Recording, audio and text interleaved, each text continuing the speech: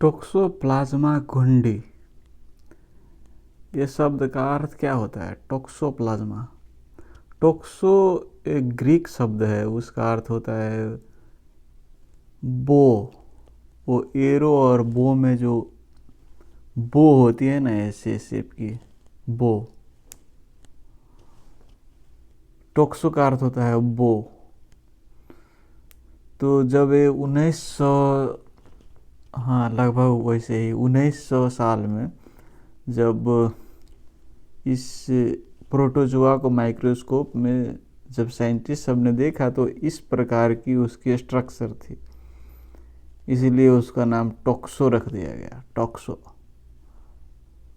और प्लाज्मा कहने का अर्थ क्या होती है कि इस स्ट्रक्चर की कोई जीव है, प्रोटोजोआ है, तो प्लाज्मा कह दिया उसको, टोक्सोप्लाज्मा। और गुंडी का शब्द का अर्थ क्या है? गुंडी का अर्थ होता है माइस, रैट। और सबसे पहले माइस में ये प्रोटोजोआ डिस्कवर हुई थी 1900 साल में, तो इसलिए उसको नाम रखा गया है गुंडी। तो टोक्सोप्लाज्मा गुंडी एक इस प्रकार की जीव है, वो बो शेप की जीव है, प्रोटोजोआ है। प्लाज्मा कहने का अर्थ एक लाइफ है, एक सेल है जिसमें न्यूक्लियस होती है, माइटोकॉन्ड्रिया, प्लाज्मा होती है, साइटोप्लाज्म होती है, इसलिए प्लाज्मा कह दिया गया है कि एक सेल है जो इंडिपेंडेंटली सरवाइव कर सकता है। देखो, प्रोटोजोआ सभी इंडिपेंडेंटली सरवाइव नहीं कर सकता है, जैसे कि आपकी बवेसिया होती है, वो सरवाइव नहीं करती है, सेल की आवश्यकता पड़ती है उसको सरवाइव करने के लिए। कुछ प्रोटोजोआ, अमीबा सब सरवाइव करता है, पानी में रहता है, वो दूसरे को इन्वेड नहीं करता है, वैसे ही वो सरवाइव कर सकता है। लेकिन टोक्सोप्लाज्मा एक पैरासाइट है, ये सरवाइव नहीं कर सकता है, इसलिए एक इसको सेल की ज़रूरत पड़ेगी इसको सरवाइव करने के लिए। तो टोक्सोप्लाज्मा एक जीव है, बो शेप की है, और सबसे पहले माइस और रैट में डिस्कवरी हुई, इसलिए उसका नाम दे दिया गया टोक्सोप्लाज्मा गोंडी। और उसी नाम से ये जीव अभी तक हम सब जानते हैं। तो ये जो प्रोटोजोआ है ये माइस में हो सकती है, और वो जब वो कैट माइस को खाती है तो क्या होती है कि जो वो टोक्सोप्लाज्मा गोंडी वो प्रोटोजोआ कैट के इंटेस्टाइन में जाती है, और वहाँ से वो कैट क्या करेगी, फीसेस के माध्यम से एक्सक्रीट करेगी इन्वायरमेंट में, समझे? तो प्रोटोजोआ इन्वायरमेंट में चला गया। अब कोई भी जीव या कोई व्यक्ति, अब जो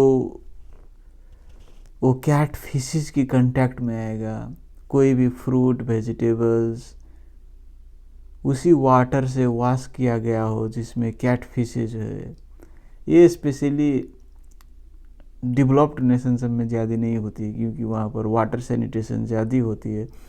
लेकिन जहाँ पर ये वाटर सैनिटेशन की प्रॉब्लम है वहाँ पर अब कैट फिशेज सब वाटर में मिल जाता है, और उसी वाटर से वेजिटेबल, फ्रूट्स, फूड मटेरियल सब वॉश किया जाता है, और उसको वॉश करने से और वो फूड जब ह्यूमन बीइंग सब इंजेस्ट करेगा तो वो प्रोटोजोआ ह्यूमन इंटेस्टाइन में चली जाती है, समझे? और ह्यूमन इंटेस्टाइन में जाने के बाद वो इंटेस्टाइन वाल सबको इन्वाइट करके ब्लड में चली जाएगी, ब्लड के माध्यम से विभिन्न अंग में चली जाएगी, ब्रेन में चली जाएगी, किडनी में चली जाएगी, लंग में चली जाएगी, लीवर में चली जाएगी, तो प्रोटोजोआ पूरा शरीर में फैल जाता है।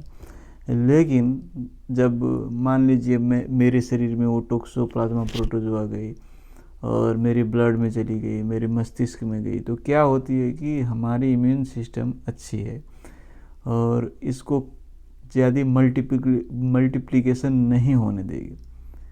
मान लीजिए मेरा लीवर में गया, वहाँ पर इम्यून सेल सब है, इसको मल्टीप्लाई नहीं होने देगी, इसको कंटेन करेगी इम्यून सिस्टम। और जब इम्यून कमज़ोर हो, इम्यून सिस्टम जैसे HIV की मरीज़ हो या फिर कोई इम्यूनोसप्रेसिव दवाई ले रही हो किसी भी प्रकार की, किसी भी वजह से, या सेली, रूमेटॉइड अर्थराइटिस, या फिर कोई और वजह से, या फिर केमोथेरापी की मरीज हो, वैसे मरीज में सब में क्या होती है कि इम्यून सिस्टम कमज़ोर होती है, और इम्यून सिस्टम अच्छी नहीं होने के कारण से ये टॉक्सोप्रोटोजोआ मल्टीप्लाई करेगी, लंग में मल्टीप्लाई करने लगी, वहाँ पर इन्फ्लामेशन करेगी, उसको निमोनिया कहते हैं, निमोनाइटिस कहते हैं, लीवर में इन्फ्लामेशन करेगी, उसको हेपेटाइटिस कहते हैं, ब्रेन में मल्टीप्लाई करेगी प्रोटोजोआ, उसको कहते हैं सेरेब्रल टॉक्सोप्लाज्मोसिस, टॉक्सोप्लाज्मिक इन्केफेलाइटिस। सो विभिन्न अंग में इन्फ्लामेशन करेगी, सूजन करेगी, और वहाँ पर जिस ऑर्गन में इन्फ्लामेशन है उस प्रकार की लक्षण आती है मरीज को।